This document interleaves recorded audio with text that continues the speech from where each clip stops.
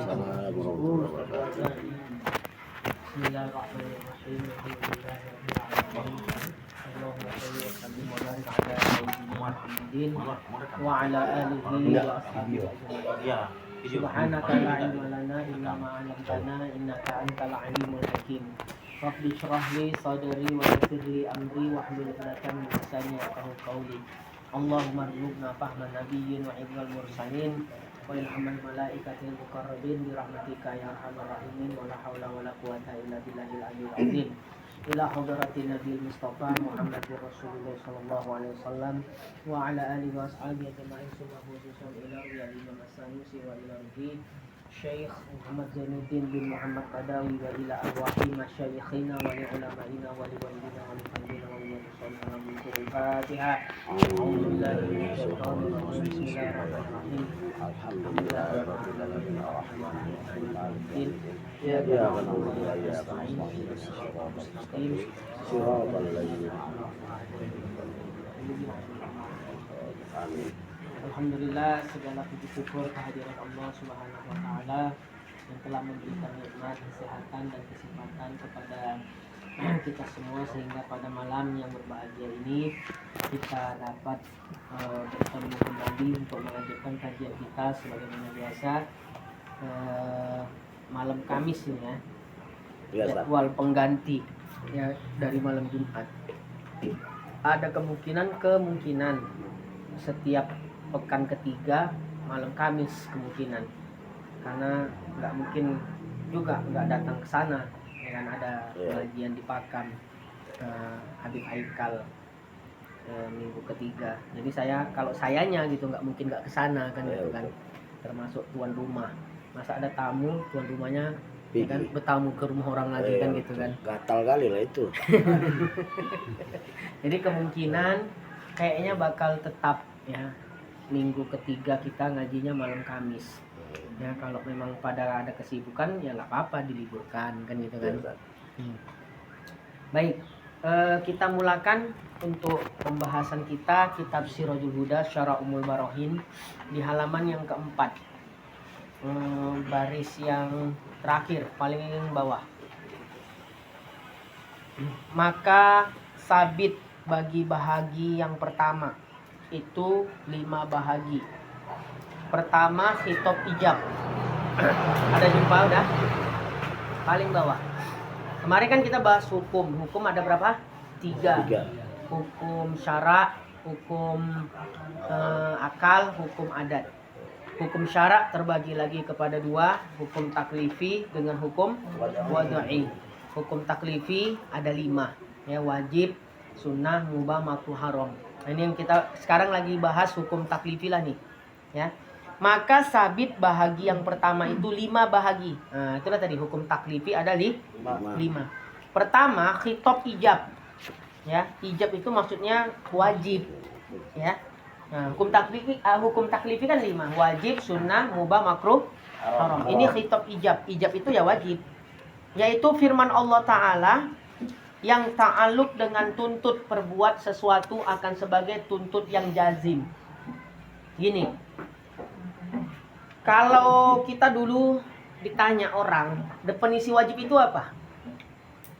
Dalam hukum syara, dikerjakan berpahala, ditinggalkan berdosa. Ya, itu adalah definisi wajib yang sering kita dengar. Ya.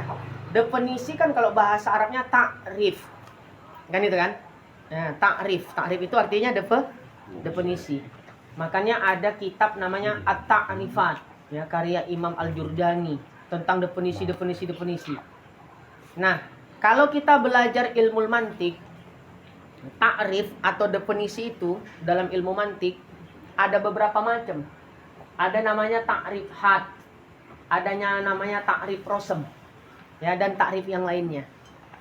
Kalau modelan yang wajib tadi didefinisikan dengan sesuatu yang dikerjakan berpahala, ditinggalkan berdosa, dalam ilmu mantik itu dinamakan takrif had. Ya, itu yang populer kan. Nah, di dalam kitab Sirajul Huda tak begitu pula definisi wajib. ya, yaitu firman Allah Ta'ala yang ta'aluk dengan tuntut berbuat sesuatu akan sebagai tuntut yang jazim. Kan itu tadi itu. Kalau dalam bahasa Arabnya ma yutlabu fi'luhu tolaban jaziman. Ya, ma yutlabu fi'luhu tolaban jaziman. Sesuatu yang dituntut mengerjakannya dengan tuntutan yang jazam. Ya, tuntutan yang jazam, tuntutan yang putus. Nah, jadi gini maksudnya, ya. Kalau nanti ada yang bilang, ya, kalau yang kita kenal kan yang tadi tuh wajib dikerjakan, definisi wajib dikerjakan berpahala, ditinggalkan berdosa. Itu yang kita kenal. Itulah definisi wajib yang sering kita dengar. Tiba-tiba nanti ada ustadz mengatakan definisi wajib ma yutlabu fi'luhu tolaban jaziman. Sesuatu yang dituntut mengerjakannya dengan tuntutan yang putus, nggak bisa ditawar-tawar. Ya, jangan kita bilang salah itu definisi wajib kayak gitu. Ya. Padahal kalau dengan yang di kitab Sirajul Huda ini mendefinisikan wajib itu dengan ma yutlabu fi'luhu tolaban jaziman, bahasa Arabnya gitulah tuh.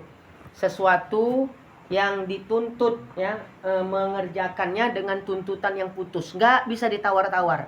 Kalau cara mendefinisikan wajib dengan definisi seperti itu namanya model takrif rosem namanya. Nah, jadi dalam ilmu mantik, definisi-definisi atau yang disebut namanya takrif itu macam-macam. Ada takrif rosem yang kita kenal sekali lagi. Kalau didefinisikan, dikatakan wajib itu sesuatu yang dikerjakan berpahala, ditinggalkan berdosa. Kalau definisinya model gini, itu disebut namanya takrif had. Nah, tapi kalau dengan yang di Sirajul Huda kan nggak gitu nih definisinya, ya kan? Nah, apa tuh? Coba lihat yang paling bawah tuh kan, halaman 4. Yaitu firman Allah Ta'ala yang ta'aluk dengan tuntut perbuat sesuatu akan sebagai tuntut yang jazim atau yang jazam. Kalau bahasa Arabnya ma yutlabu fi'luhu tolaban jaziman. Ya, dalam bahasa Arabnya. Kalau cara mendefinisikan wajibnya seperti yang di kitab Sirajul Huda ini tadi, ya ma yutlabu fi'luhu tolaban jaziman, definisi ini nggak salah. Ini namanya definisi atau takrif model takrif rosem. Nah, jadi cara ulama dalam mendefinisikan sesuatu itu ada yang ya macam-macam cara dia mendefinisikan. Ya, ada yang model mengatakan wajib, ya, sesuatu dikerjakan berpahala, kalau ditinggalkan berdosa. Itu wajib berarti. Nah, kalau model yang gitu namanya takrif had. Mudah dipahami. Ya, sebab apa? Perbuatan itu ada sebab akibatnya. Kalau ditinggalkan sebabnya apa? Akibatnya apa? Kalau tinggalkan berdosa.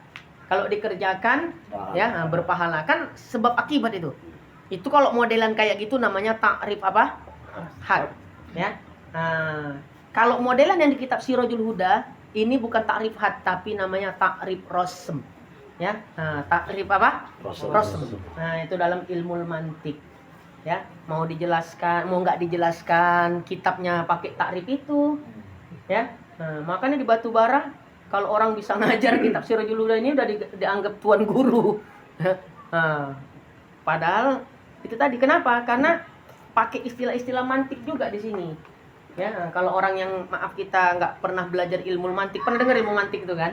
Ya, itu bingung kenapa ini definisinya kayak gini. Ya, di dalam kitab ini. Mungkin ya, barangkali ya salah cetak nih kitabnya katanya kan gitu kan. Yang aku tahu wajib itu dikerjakan berpahala, ditinggalkan berdosa, nih lain pula. Dituduhnya kitabnya salah cetak atau dituduhnya pengarang kitabnya itu salah buat definisi, padahal ilmu dia yang belum sampai. Gitulah dia. Jadi ini sekali lagi yang di kitab Sirajul Huda namanya takrif rosem. Ya, kalau yang biasa wajib itu dikerjakan berpahala, ditinggalkan berdosa. Itu yang biasa. Kalau model definisi yang begitu namanya adalah takrif had, ya, takrif had.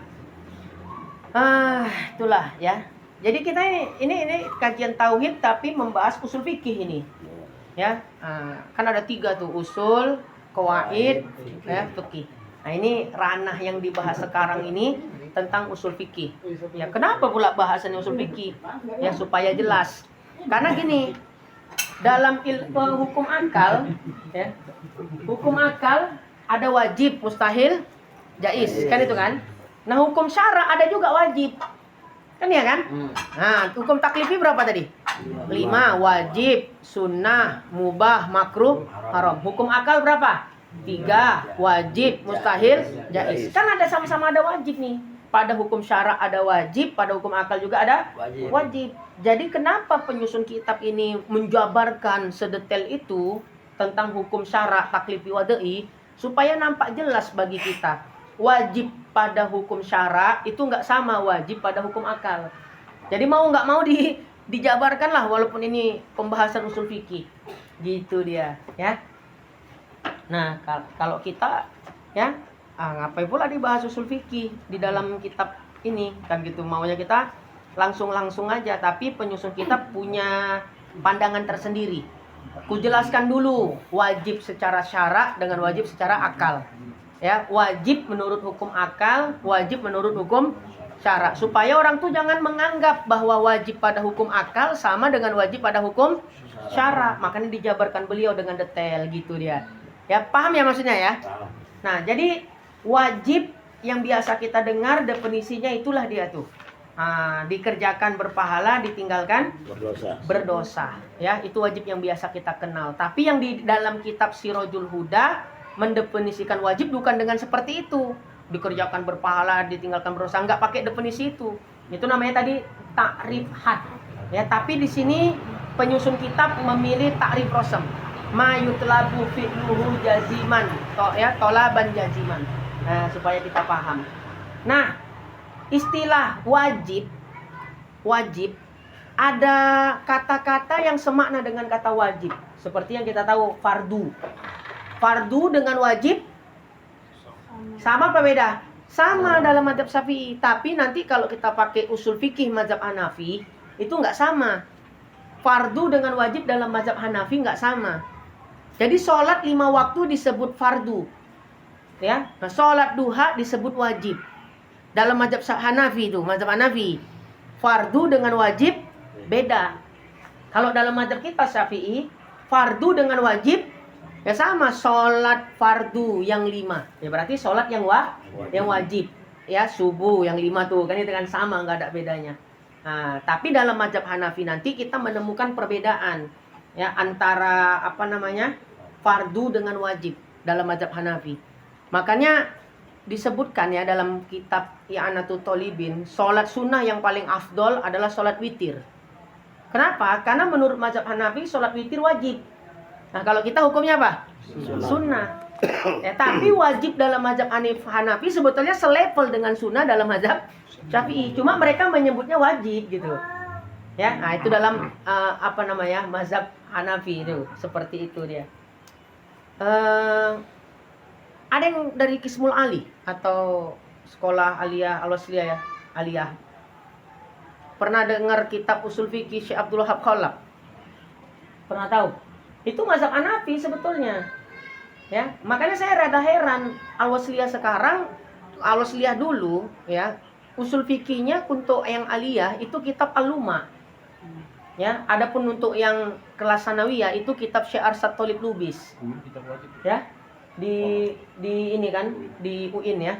Nah, jadi sebetulnya yang dulu kitabnya Al-Luma usul fikihnya kalau di Al-Wasliyah untuk tingkat aliyah itu udah bener, udah pas. Al-Luma itu usul fikih mazhab Syafi'i. Entah kenapa sekarang kok dirubah. Ya, dirubah jadi kitab usul fikih Syekh Abdul Wahab Khalaf itu. Padahal kitab usul fikih Syekh Abdul Wahab Khalaf itu mazhab Hanafi. Ya. Saya duga kitab Al-Luma itu kenapa diganti karena sulit. Karena banyak istilah-istilah mantiknya. Itulah dia. Apalagi model ngajar males mutolaah. Nah, itulah diusulkan sama pimpinan, ganti aja kitabnya nih. Murid nggak sanggup, katanya. Bukan murid tak sanggup, yang mengajar males mutolaah mungkin. Akhirnya diganti. Ya, nah, itu saya heran juga kok diganti gitu. Ya, masa Ustadz Hafiz Yazid dulu ngajar di Mu'allimin Unifa itu Al-Luma. Ya, masih Al-Luma. Sekarang kok udah diganti gitu. Ya, karena sulit dia, ya. Kitab Al-Luma. Itulah dia. Tapi itu dipakai di sini ya, Ustadz ya, di perguruan tinggi. Sama kayak kitab perbandingan mazhab itu biasa apa yang dipakai di sini? Bidayatul Mujtahid. Nah, itu kan fikih 4 mazhab itu kan. Nah, itu kalau di Jawa nggak recommended gitu. Ya, Ibnu Rusdi, Imam Ibnu Rusdi, ya, Bidayatul Mujtahid. Kalau di Medan itu kayak dialah nomor satunya kitab perbandingan mazhab.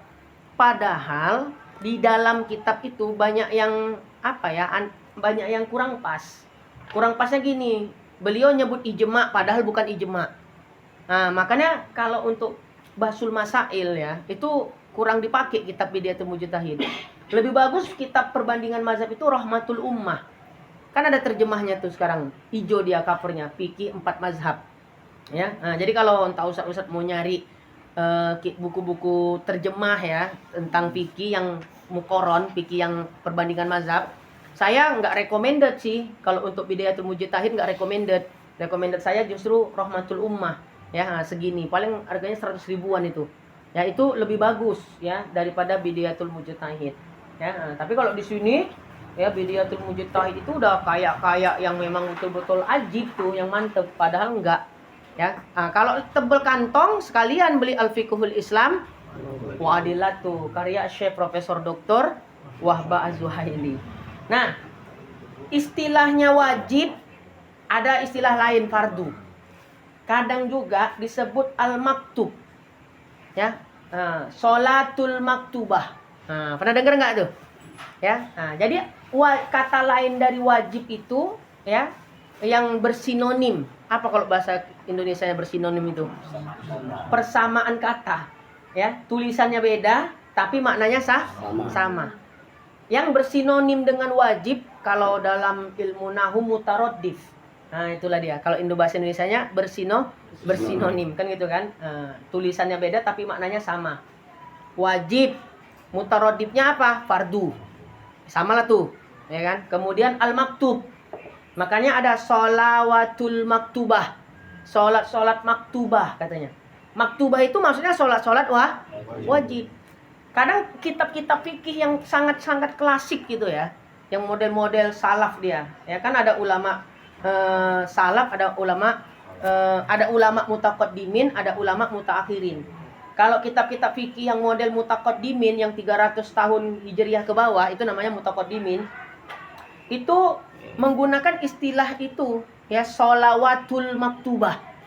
Nah, ketika sudah ulama-ulama mutaakhirin 300 tahun ke atas, sholat 5 waktu itu disebut namanya sholawatul fardi. Nah, kalau yang mutaqaddimin sholawatul maktubah.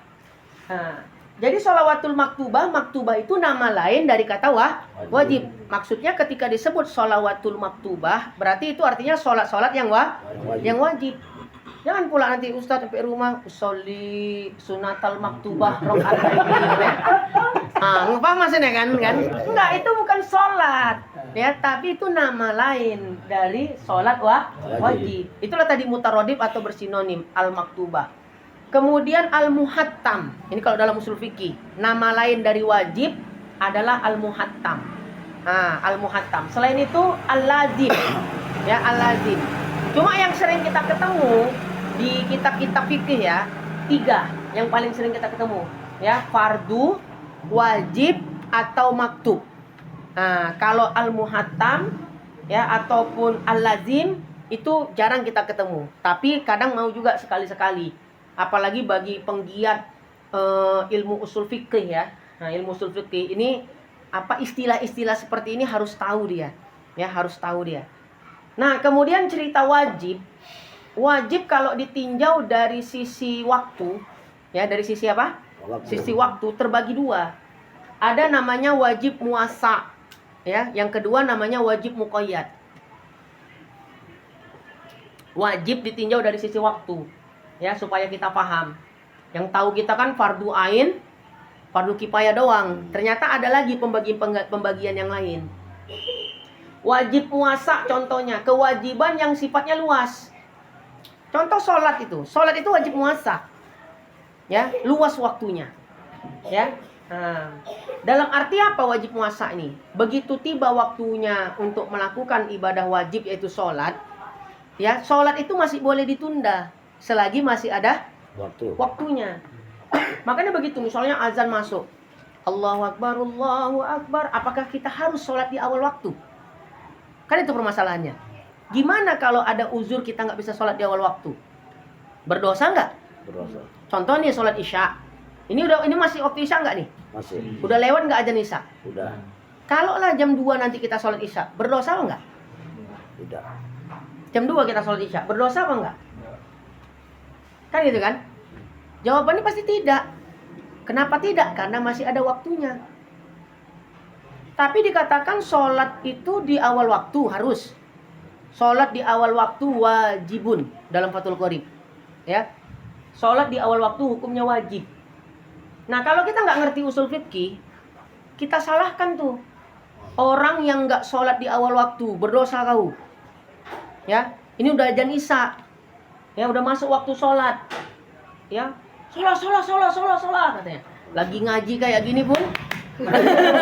Pernah kejadian ayatnya? Pernah kami ngaji Di Alikma. di Masjid Al-Hikmah lagi ngaji. Kan jadwal siapa tuh ya?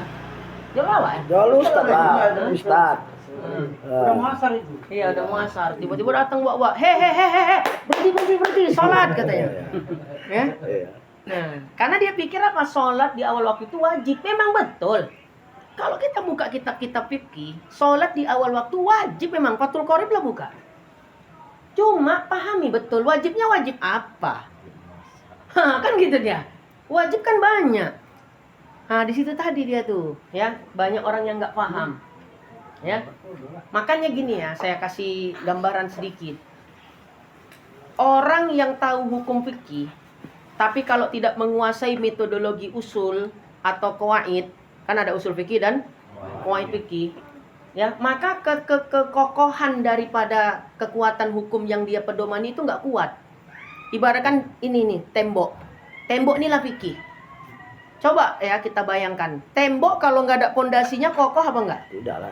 Nah itulah, tahu banyak kita hukum fikih, tapi nggak tahu kaidah-kaidah atau kaidah fikih atau usul fikih, ibaratkan tembok yang nggak punya pondasi. Saya kasih contoh sedikit. Ya, ada yang viral-viral contoh. Peringatan ulang tahun. Tiup lilin, selamat murtad katanya. Itu diketawain sama santri Jawa itu. Model-model kayak begitu. Ya. Nah, peringatan ulang tahun, tiup lilin, selamat murtad katanya.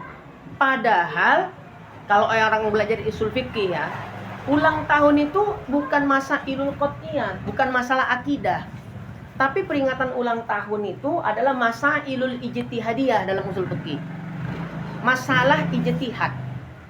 Nah, kalau ijtihad berarti terbuka lebar perbedaan pendapat. Nah, paham nggak maksudnya? Bersentuhan laki-laki perempuan yang bukan muhrim.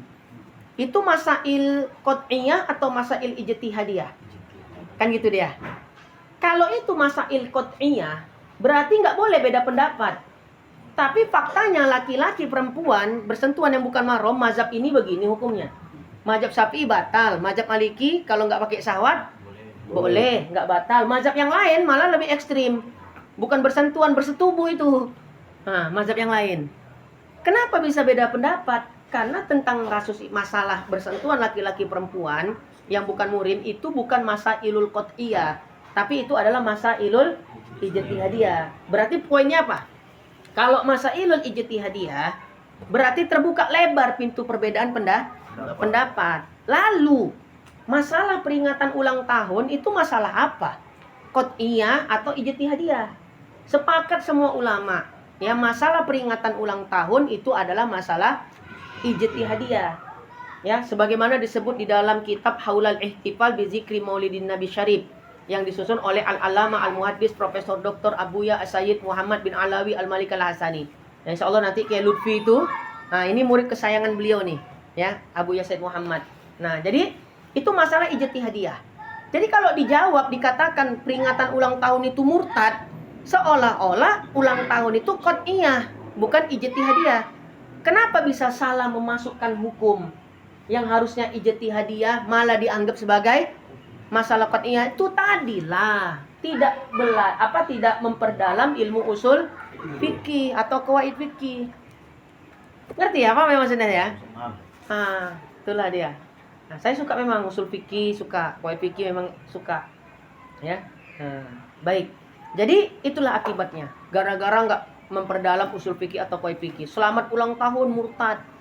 Padahal dalam kitab Al-Asbah wan Nadhair, pernah dengar? Kan itu kitab qawaid fikih yang paling lengkap. Karya Al-Imam Abdurrahman Jalaluddin As-Suyuti Asy-Syafi'i. Ada kaidah di situ.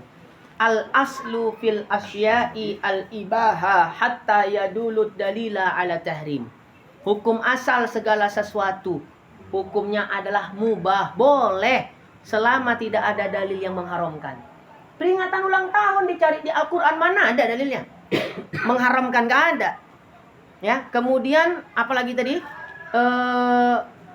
Di hadis Nabi, ada enggak Nabi mengharamkan peringatan ulang tahun? Nggak ada. Jadi di Al-Quran nggak ada tidak ada dalil melarang peringatan ulang tahun. Di dalam hadis Nabi juga tidak ada yang melarang peringatan ulang tahun. Makanya muncul kaidah tadi, al-aslu fil asya'i al-ibaha. Ya, hukum asal segala sesuatu hukumnya adalah mubah selama tidak ada dalil yang mengharamkan. Nah, peringatan ulang tahun nggak ada dalil yang mengharamkan. Berarti hukumnya mubah. Kalau dilangsungkan haram, sama kayak kaum sumbu pendek. Ya, kaum sumbu pendek. Siapa tuh? Wahabi. Pokoknya kalau nggak ada dalil dari Quran, nggak ada dalil dari hadis. Ya, bedanya dia sama Wahabi, apa? Kalau Wahabi bilangnya bid'ah. Kalau orang yang tadi haram. Ya paham maksudnya tuh ya? Itulah dia. Jadi nggak setiap yang nggak ada dalilnya itu langsung dibilang haram, enggak. Justru itu tadi al-aslu fil asya al-ibaha hatta yadulud dalila ala tahrim qaidahnya. Jadi peringatan ulang tahun boleh. Haramnya kalau bisa jadi haram nggak Ustadz? Bisa. Haramnya bukan haram zati, haram aridi namanya. Itu lagi usul fikih juga tuh. Haram zati itu berarti memang asalnya haram. Babi, haram nggak? Haram. Haramnya ya haram jati namanya. Dari asalnya memang haram. Tapi kalau sesuatu yang halal boleh berubah jadi haram, namanya haram aridi. Jadi peringatan ulang tahun hukum asalnya mubah, tapi bisa berubah jadi haram. Kalau peringatan ulang tahun pompa pula ya kan.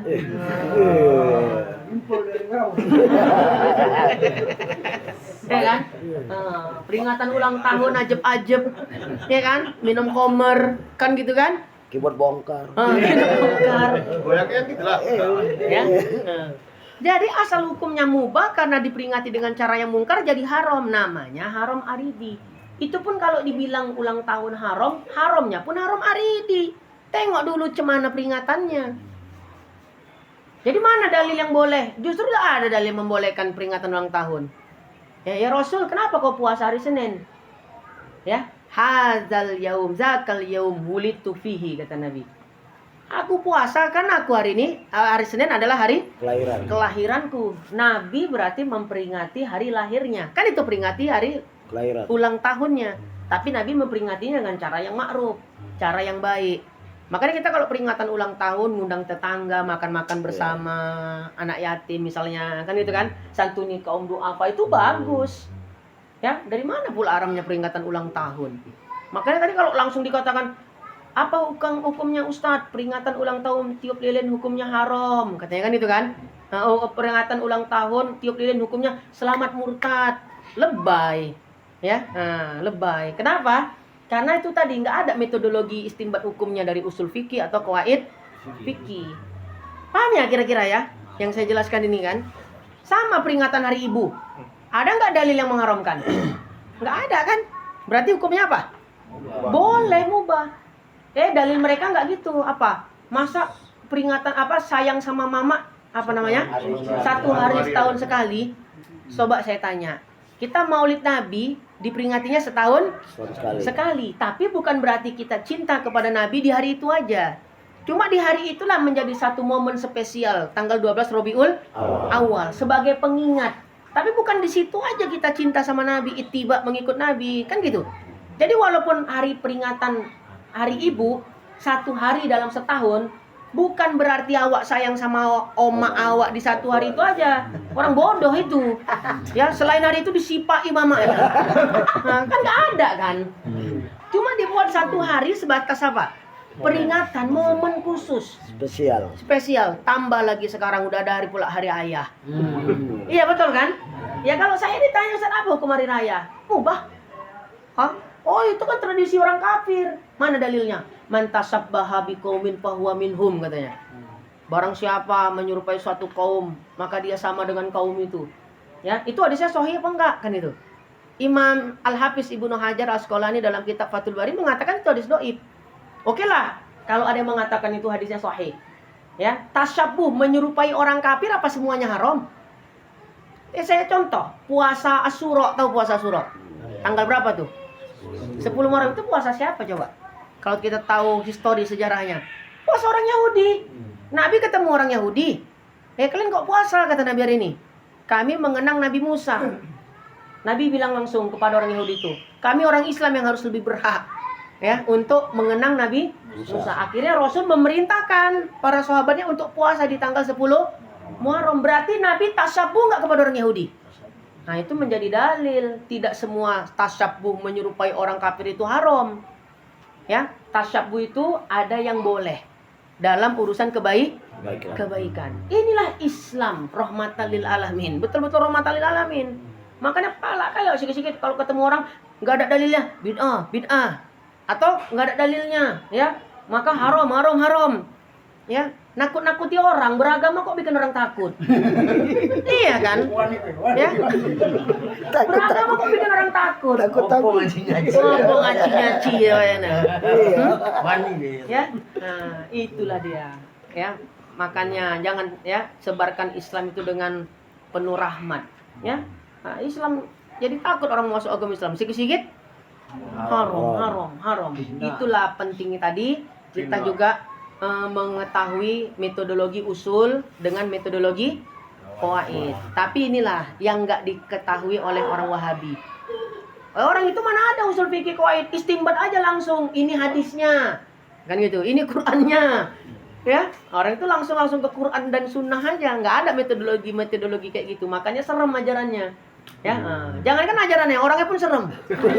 Ya. Ya itu lah tadi. Peta aja mukanya. Awak tegur bang. Ya kan kan? Awak pun nyosol jadi negurnya ya kan. Itulah dia. Serem. Ya, tahu kalau kayak kita nih kan itu aswaja, ya. Yang penuh rahmat, murah senyum sama orang, kan gitu kan? Ya kan? Ditipu orang pun juga senyum. Depan orangnya senyum, tapi begitu malam, ya kan? Udah muntah darah aja orangnya kan? Itulah dia. Wajib puasa tadi cerita tuh ya. Ya, wajib puasa tuh wajib yang waktunya luas. Termasuk sholat 5 waktu itu wajib puasa. Ya, luas waktunya. Sehingga maksud wajib puasa ini apa? Pelaksanaannya boleh ditunda. Jadi sekiranya tibalah masuk waktu sholat, sakit betul perut, berarti kan nggak bisa awak sholat di awal waktu, kan gitu kan?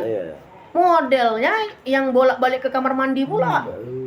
Tahu Ayan tuh? Tahu lah. Enggak terbaca pria wanita. Iya. Langsung lupa baca lagi. Mencret. Masuk aja. Itu udah pasti nggak bisa sholat di awal waktu tuh. Jadi berdosa dia gara-gara itu. Kan itu, itulah wajib puasa tadi. Jadi gini dia kesimpulannya. Ketika masuk waktu sholat, kalau memang nggak ada kesibukan kita, udahlah sholat aja di awal waktu. Ya kan gitu kan? Kalau nggak ada kesibukan yang urgens. Tapi kalau ada kesibukan yang urgen, begitu masuk waktu sholat, ditunda pun waktu sholat itu tidak dikerjakan di awal waktu maksudnya. Yang penting masih di dalam waktu. Nggak apa-apa, tapi berazam. Ya Allah nanti kalau aku udah selesai aku kerjakan sholat itu. Contohlah karyawan pabrik, ya kan? Nah, kan yang ngatur jam istirahat siang dia apa? Pimpinan. Kan gitu kan? Zuhur masuknya pukul 12.30. Sementara waktu keluar istirahat pukul 1. Cobalah dia keluar jam 12.30. Sekali 2 kali, oke. Nah, ketiga kali kau cari pabrik lain katanya. Iya kan? Kan gitu kan? Kau pula buat aturan di sini. Pokoknya sholat katanya kan gitu kan.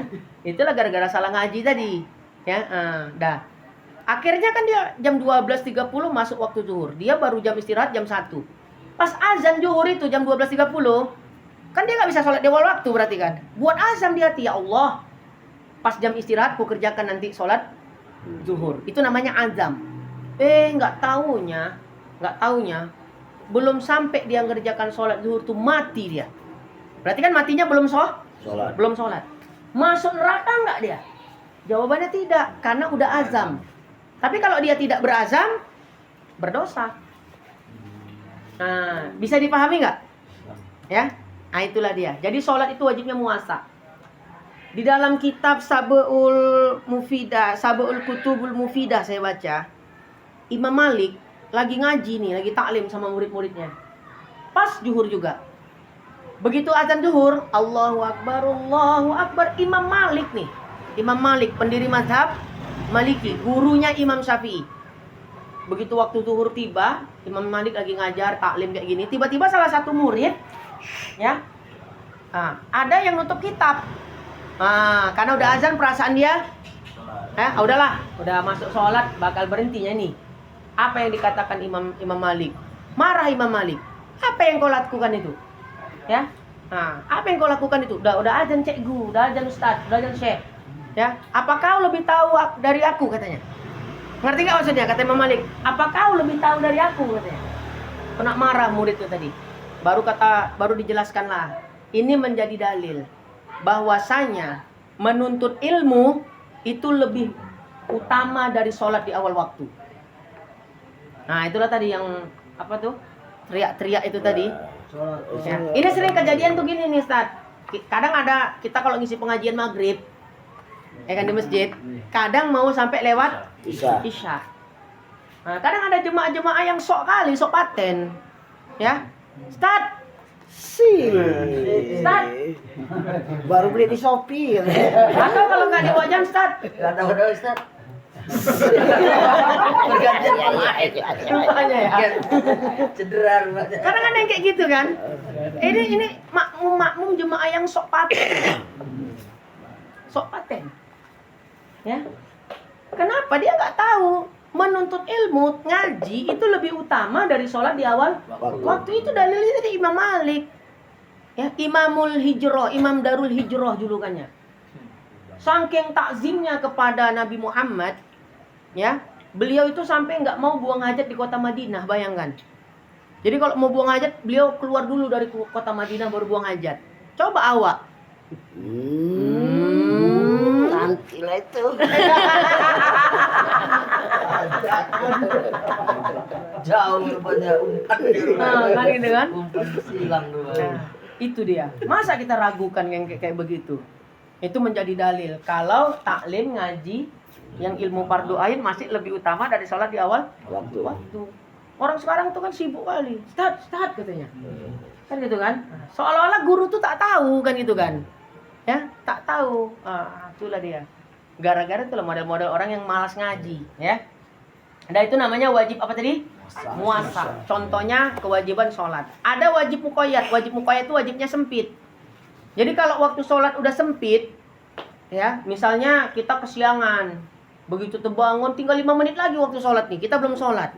Nah, itu dari wajib muasa berubah menjadi wajib muqayyad. Nah, jangan ditunda-tunda lagi. Ya, udah bangun, aku belum sholat 5 menit lagi, pondok aja lah katanya. Ini setan ini. Kupikir dia sholat pinggir sungai itu. Itulah termasuk gurunya. Itu kan? Pondok-pondok aja. Gara belum dapat kiriman dari Malaysia ya, Wak. Sholat di pinggir sungai deh kan. Nah, itu. Jadi namanya berubah dari wajib muasa berubah menjadi apa? Wajib muqayyad. Nah, kemudian wajib ditinjau dari kadarnya, penetapan kadar dan had atau batasan. Terbagi dua juga. Tadi wajib dari sisi waktu. Ada wajib muasa, ada wajib muqayyad. Sekarang dari sisi kadar pelaksanaannya. Ya. Nah, wajib terbagi dua juga dari sisi kadar pelaksanaannya. Namanya yang pertama wajib muhaddad. Ya, wajib muhaddad. Ya. Contoh wajib muhaddad itu seseorang dianggap tidak belum selesai, belum menuntaskan kewajibannya apabila dia tidak mengerjakan sesuai kadarnya. Contoh misalnya, sholat zuhur, berapa rakaat? 4. Ya, dia udah sholat zuhur, tapi cuma 1 rakaat.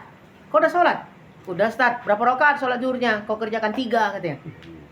Memang udah sholat dia dikerjakannya, tapi belum dianggap sah karena kadarnya belum mencukupi, belum sempurna. Itu namanya wajib muhaddad. Ya, contoh zakat fitrah. Ya, zakat fitrah itu berapa takarannya? 2 Ya, 2,8. atau gini, fidyah 1 mud kan, 7 ons. Jadi ada orang, kau udah bayar fidyah, udah start. Berapa kau keluarkan fidyahmu 1 hari? Ya, harusnya kan takarannya ya 1 mud. 1 mud setara 7 ons lah. Tapi dia keluarkan cuma 5 ons. Kan berarti walau dia udah tunaikan, tapi karena belum cukup kadarnya, berarti dianggap dia belum menunaikan. Nah, itu namanya wajib muhaddad. Wajib apa? Muhaddad. Sholat itu termasuk wajib muhaddad. Ada ukuran-ukuran rokaatnya yang nggak bisa ditawar-tawar. Ya, kecuali ada ketentuan dalil yang membolehkan, seperti qashar. Kan itu kan? Itu lain cerita nanti. Nah, baru yang kedua, wajib ghairu muhaddad. Ya, yang kewajiban itu dianggap selesai tanpa ada menentukan kadarnya. Ya, seperti misalnya ada orang tenggelam, kita bisa berenang, wajib nggak kita tolong? Wajib, Ustaz. Wajib, walaupun mengorbankan puasa Ramadan. Dilema dia nih, ada orang tenggelam kan, ya aku puasa Ramadan ini, lagi puasa Ramadan. Aku bisa nolong dia nih. Tapi konsekuensinya puasaku pasti batal karena air masuk ke telinga. Ya kan? Dalam hukum fikih itu apa? Ya, boleh kita kalau hukum asalnya membatalkan puasa Ramadan tanpa uzur boleh apa enggak? Enggak boleh kan, berdosa. Ya, bahkan ancamannya itu luar biasa, membatalkan puasa Ramadan tanpa uzur. Tapi ini karena apa? Jangan kayak gitu. Nah, ini cuma kondisinya apa? Darurat. Ada orang yang jiwanya terancam. Kaidah tadi, ya kan? Ad-daruratu tubihul mahdurat. Keadaan darurat membolehkan perkara yang dilarang. Membatalkan puasa tanpa uzur dilarang. Tapi karena kondisinya menyelamatkan nyawa orang, maka boleh. Maka kalau kayak gitu nggak usah ragu. Kita bisa berenang memang, ya, maka udah. Walaupun batal puasa Ramadan kita, tinggal qadha aja. Yang penting nyawa orang selamat. Takut awak, nggak ada penjatnya nih kan gitu kan. Biar aja lah tenggelam katanya kan gitu kan. Berdosa nggak kita? Berdosa. Ya. Nah, jadi menolong orang itu hukumnya wajib dalam keadaan tadi. Tapi kan nggak punya kadar dia. Seberapa sih kadar kewajibannya? 4 rakaat, 3 rakaat nggak ada kan? Nah, itu namanya wajib ghairu muhaddad. Nah, seperti itulah dia. Kalau kadar sampai dia selamat gitu kan enggak? Enggak, ya. Yang penting dia udah enggak berlepas tangan. Dia udah berenang, menyelamatkan kan? Mungkin arus kencang atau apa, enggak selamat juga itu orang. Ya udahlah. Yang penting dia udah ikhtiar. Nah, gitulah dia. Jadi makanya tadi nggak ada kadarnya.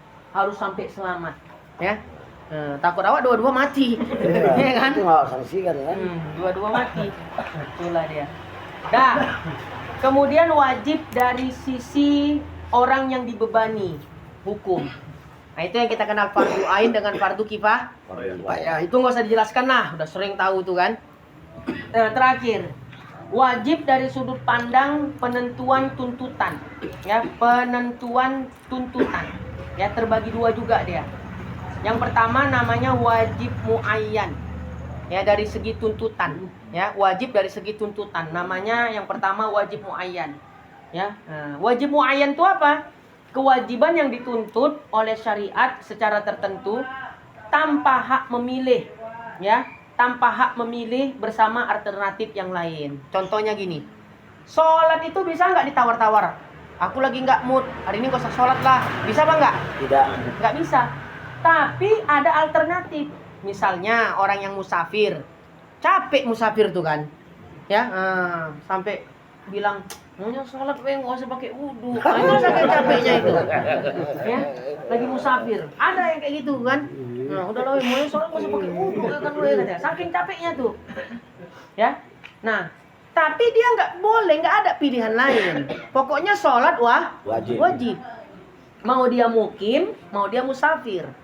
Cuma ada alternatifnya. Kalau kau capek udah jamak, atau sekaligus jamak qashar. Nah, paham tuh maksudnya kan? Dikasih alternatif lain, itu namanya wajib muayyan. Ya, wajib muayyan. Pokoknya kau nggak boleh nggak sholat. Walaupun kau lagi safar, kan itu kan? Kalau kau capek, udah kau qashar sholat kau 4 rakaat jadi 2. Atau sekaligus jamak qashar, biar nanti udah nggak usah sholat lagi, kan gitu kan? Nah, gitu dia. Dikasih alternatif. Ya, dia nggak dibebaskan dari kewajiban itu, tapi dikasih keringanan sebagai alternatif yang lainnya. Tuh. Nah, ada wajib mukhayyar. Ya. Nah, wajib mukhayyar itu wajib yang diberi hak pilih. Ya, ada hak pilihnya dia. Ya. Seperti misalnya, ya. Kafarat bagi orang yang melanggar sumpah. Orang bersumpah, demi Allah wa yen, wallahi aku ngaji. Rupanya tak datang dia ngaji. Nah, dia udah pakai kalimat sumpah, wallahi katanya, demi Allah aku datang ngaji wa yen. Tapi dia tak datang. Rupanya tak datang, berarti melanggar sumpah. Jangan main-main, jangan bersembarangan bersumpah ya. Orang yang melanggar sumpah itu wajib bayar kafarat. Ya, ada kafaratnya. Ya, melanggar sumpah. Nah, yang pertama kafaratnya apa? Memerdekakan budak. Mana ada lagi budak sekarang? Hamba saya ada lagi? Tak ada. Nah, ada nggak alternatif yang lain? Ada. Yaitu memberi makan 10 orang miskin. Ya. Tak sanggup juga menyedekahkan 10 pakaian untuk 10 orang miskin. Gak bisa juga puasa 3 hari berturut-turut. Nah, itu dikasih hak pilih dia. Makanya tadi wajib mukhayyar, ada hak pilih. Ya, kalau yang pertama tadi dia nggak ada hak pilih, pokoknya dia sholat, nggak bisa diganti sama yang lain. Loh, 20 kusedekahkan ya Allah, ganti sholat. Kan nggak bisa gitu kan? Ya, udahlah pokoknya cinca-cinca aja ya Allah, 20 nih yang udah. Ini oh Ian 20. Si Dodi pula kepala kamarnya kan. Oh gitu kan. Nah, misalnya nggak bisa, pokoknya sholat. Nah, capek aku ya karena perjalanan jauh. Oh, kau musafir ya. Nah, yang penting kau tetap sholat tapi ada keringanannya. Kau qashar aja yang 4 jadi berapa? 2. Tapi kan intinya apa? Tetap wajib dilaksanakan, nggak bisa diganti sama yang lain. Nah, tapi kalau wajib mukhayyar tadi, dia dikasih hak pilih. Wajib dilakukan tapi bisa diganti dengan yang lain. Intinya apa misalnya melanggar sumpah tadi? Wajib nggak bayar kafarat? Wajib. Apa kafaratnya? Memerdekakan budak. Nggak sanggup. Atau karena budak udah nggak ada lagi, ganti sama yang lain. Sedekah untuk 10 orang miskin. Nggak sanggup. Sedekah pakaian untuk 10 orang miskin. Nggak sanggup juga. Udah puasa 3 hari. Nah, itu namanya wajib mukhayyar. Nah, jadi dalam bahasan ushul fikih, ini baru kita cerita wajib nih. Hukum taklifi berapa? 5. Wajib, sunnah, mubah, makruh, haram. Kita baru ngupas hukum taklifi yang wajib. Hah? 4 lagi. Ya kan? Cocok juga memang nih. Kayak kata Ustaz Mus'ab, sampai jam 1 ngaji. Ya kan? Nah, ya kan? Tapi biar habis. Ini Awak ngaji serius dia. Dah, kita lanjut dikit lagi.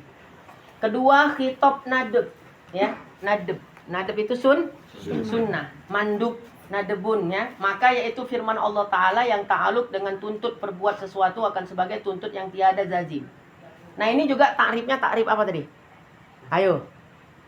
Kalau sunnah diartikan dikerjakan berpahala, ditinggalkan tidak berdosa, kan itu definisi sunnah kan? Kalau wajib tadi dikerjakan, ditinggalkan berdosa. Sunnah dikerjakan berpahala, ditinggalkan tiada berdosa. Takrif apa namanya? Dalam ilmu mantik, takrif had. Kalau takrif rosem itu mayut labu fi'luhu tolaban jaziman. Ya, sesuatu yang dituntut mengerjakannya dengan tuntutan yang jazm. Itu wajib. Kalau sunnahnya mayut labu fi'luhu tolaban ghairu jaziman. Ya, ghairu jazim. Nah, itu definisi sunnah berdasarkan ta'rif Rosem. Di kitab Sirjul Huda, ya, penyusun kitab mendefinisikan sunnah itu dengan ta'rif Rosem. Bukan sunnah dikerjakan berpahala, ditinggalkan tiada berdosa, enggak begitu. Ya, ini namanya ta'rif Rosem juga. Nah, supaya kita tahu dia. Nah, kemudian cerita tentang sunnah. Tadi kan wajib, ada yang bersinonim dengan wajib. Apa aja tadi? Fardu, maktubah, al-maktub, ya, muhattam, ya kan, al-lazim. Itu kata-kata yang semakna dengan wajib. Nah, kalau sunnah ada nggak juga yang murodif, ya, dengan kata sunnah? Ada, ya. Yang populer namanya sunnah, mayutlabu fi'luhu tolaban ghoiro jazimin, ya, ghoiro jazimin. Itu definisi sunnah dengan ta'rif Rosem dalam ilmu mantik tadi. Ya, jadi yang di kitab Sirajul Huda mendefinisikan sunnah dengan ta'rif Rosem. Ada as-sunnah, ya, kemudian mustahab, ya, mustahabun, kan gitu istilahnya sering kita dengar. Mustahab itu juga semakna murodif dengan sunnah. Kadang-kadang disebut tatawwu, ya, sholatut tatawwu, atau as-saum, ya, puasa tatawwu. Kan itu kan, puasa tatawwu itu maksudnya puasa-puasa sunnah. Nah, kadang-kadang juga sudah disebut dengan an-nafil, sholatun nafilah. Kan itu kan kalau di kitab, ya, sholawatun nafilah, sholat sunnah, ya, sholat sunnah. Nah, jadi kata lain dari sunnah adalah an-nafil, ya. Makanya kadang disebut nafilah. Kemudian al-hasan. Al-hasan itu juga kata lain dari sunnah. Kemudian juga al-muraghab fihi. Itu juga sama maknanya dengan sunnah. Tapi yang sering kita ketemu di kitab-kitab fikih, sunnah, tatawwu, an-nafil, ya, dan mustahab. Kalau yang al-hasan dengan muraghab fihi itu jarang kita jumpa. Tapi kalau sunnah murodifnya mustahab, murodifnya apa tadi? At-tatawwu atau murodifnya an-nafil, itu sering kita jumpa di kitab-kitab fikih. Tapi kalau as-sunnah yang murodifnya al-hasan dengan al-muraghab fihi itu jarang kita jumpa. Tapi ini disebut juga supaya kita tahu. Nah, lalu permasalahannya, apakah semuanya ini sama maknanya? Ya, sunnah apakah sama dengan mustahab, dengan tatawwu, dengan an-nafil? Ya, menurut mayoritas ulama bahwasanya sama, semuanya itu sama. Tapi menurut Al-Imam Al-Qadhi Husain, ya, siapa? Al-Imam Al-Qadhi Husain, ya, antara sunnah dengan mustahab itu beda. Kalau sunnah bisa disebut sunnah, perbuatan yang selalu dilakukan Rasulullah, jarang ditinggalkan Rasul.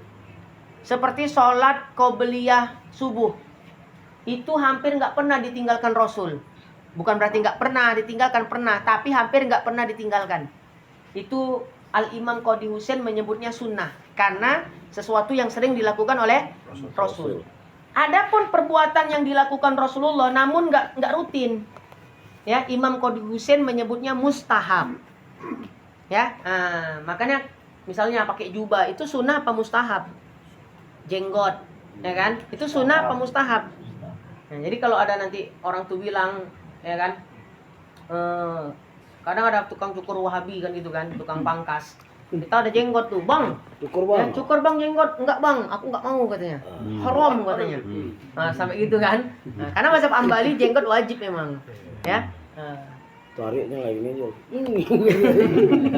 Jangan. Makanya tanya, ya kan, apa bang, beda nggak bang sunnah sama mustahab? Nah, kita kan udah belajar nih usul fikih ringkasnya ini, kan gitu kan. Kalau menurut Imam Qadhi Husain, sunnah dengan mustahab itu beda. Sesuatu yang rutin dikerjakan Nabi seperti sholat witir, qobliyah subuh, itu sunnah, karena jarang ditinggalkan Nabi. Tapi kalau dikerjakan Nabi tapi nggak rutin, itu disebut namanya mustahab. Ya, contohnya sholat duha, ya, kemudian puasa-puasa sunnah 9 hari di bulan Zulhijjah, kan ada tuh kan. Nah, kemudian puasa di bulan Muharram tanggal 9, tanggal 10, ya. Kemudian puasa 6 hari bulan Syawal, ya, puasa 6 hari bulan Syawal, ya, puasa Senin Kamis, puasa 3 hari setiap bulan, Ayyamul Bid. Itu dikerjakan Nabi tapi nggak rutin. Kata Imam Qadhi Husain berarti masuk mustahab. Berarti lebih tinggi mana, sunnah apa mustahab kalau menurut Imam Qadhi Husain? Lebih tinggi sunnah. Tapi mayoritas ulama sekali lagi mengatakan sama saja. Semuanya tuh disebut sunnah, disebut mustahab, disebut tatawu, disebut an-nafil, disebut al-hasan, disebut al-muraghab fihi. Maknanya sama saja. Tak ada perbedaan, ya. Kalau saya ditanya, Ustadz yang mana? Udah gampang-gampang aja, sama aja semuanya. Kan gitu kan? Jadi jubah misalnya, sunnah apa mustahab? Coba. Jadi kalau kita pakai baju batik, ya, apa nggak ada nilai pahalanya? Apa, Ustaz? Katanya sunnah aja bersifat makan. Makannya rupanya ya kan? Kerangin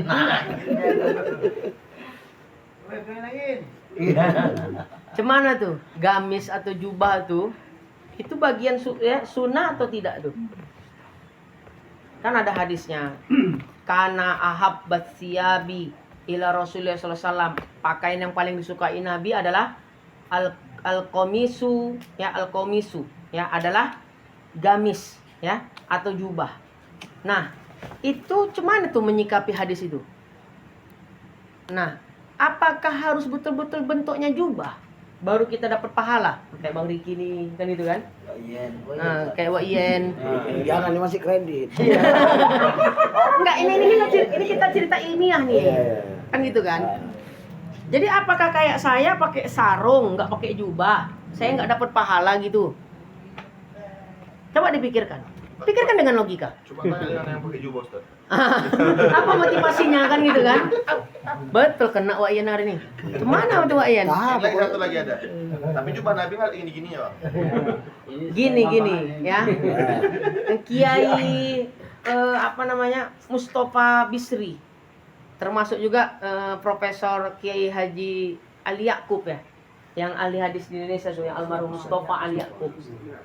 Rasul suka pakai gamis, itu menunjukkan Rasul mencintai budayanya. Bukan karena secara zatiahnya itu, ya, gamis makanya Rasul suka, enggak.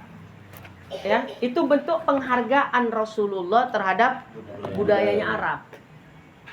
Orang kafir pakai gamis, iya apa enggak? betul. Nah, berpahala jadi orang itu. Jadi gini.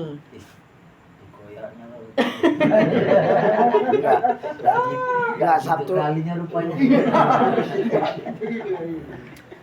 Bukan di masalah gamisnya. Intinya ya, orang pakai baju jubah atau gamis macam ini, kalau didasari cinta kepada Nabi, dapat pahala. Tapi kalau pakai gamis bukan karena kecintaan kepada Nabi, kan gitu kan, nggak ada pahalanya. Nah, kita pakai baju sarung karena kita cinta budaya kita. Ya, kenapa kau pakai sarung? Nyontoh Nabi. Nabi nggak pakai sarung tapi pakai jubah, kata dia. Itu kan menurut kau. Ya, yang memandang dalil itu secara tekstual. Kita kan Ahlussunnah wal Jamaah memandang dalil itu, itulah tadi usul fikih tadi penting. Memandang dalil tidak hanya sebatas tekstual, tapi ada pemahaman kontekstual namanya.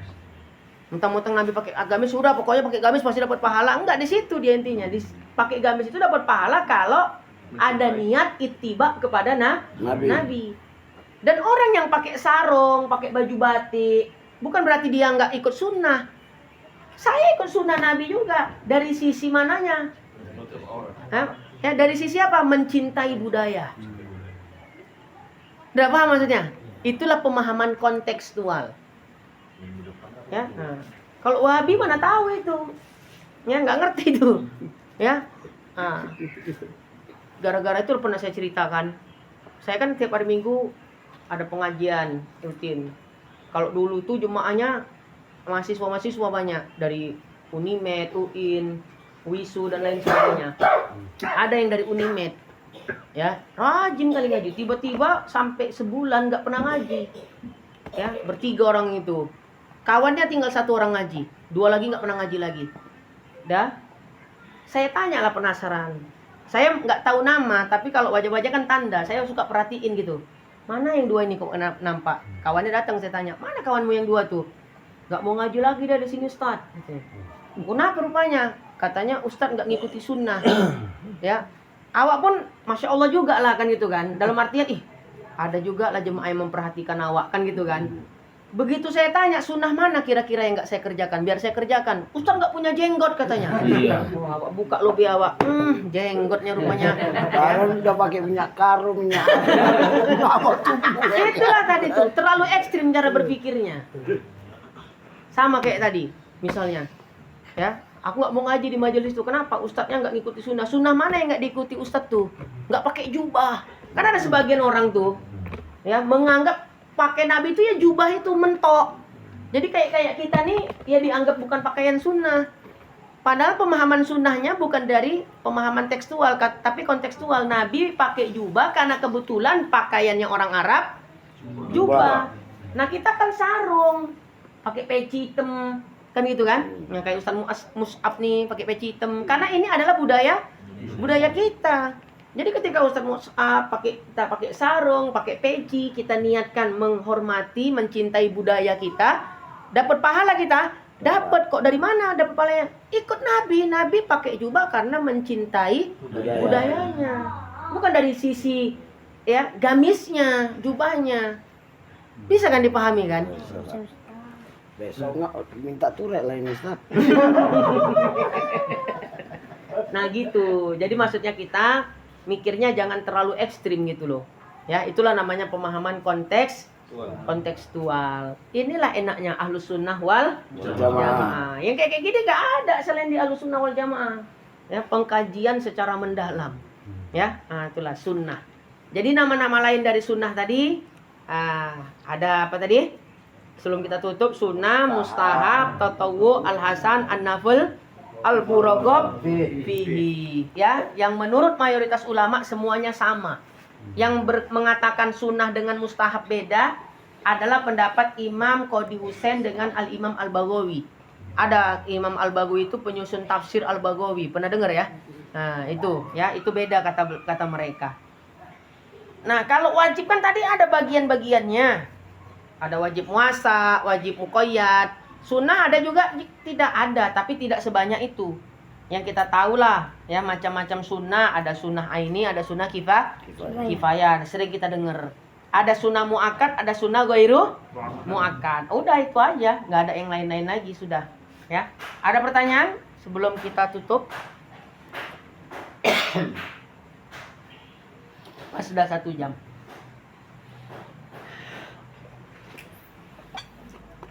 Udahlah, karena nggak ada pertanyaan kita tutup.